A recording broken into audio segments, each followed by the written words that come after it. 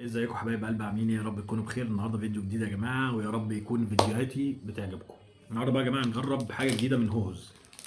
ده هوز، منتج جديد من هوز. طبعا احنا اتعودنا على الهوز اللي هو الكريمه، شوكولاته، كريمه من جوه، يعني اللي هو الطبيعي. ده بقى حاجه جديده من هوز يا جماعه، اسمه هوز ميكس. ده بطعم ايه يا جماعه؟ ده بطعم الكراميل المملح والشوكولاته.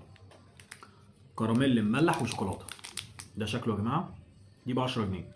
طبعا الهوز اسعارها بقى في حته تانية بعد القفزه الرهيبه. القفزه الرهيبه في الاسعار زي ما انتم فاهمين.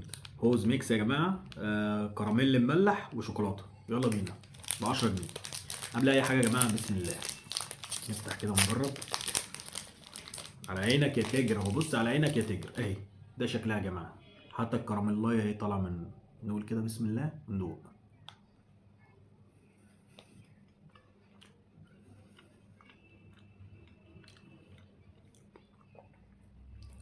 فين يا جماعه ولا فيها ملح ولا فيها اي حاجه. كراميل عادي، طعمها حلو.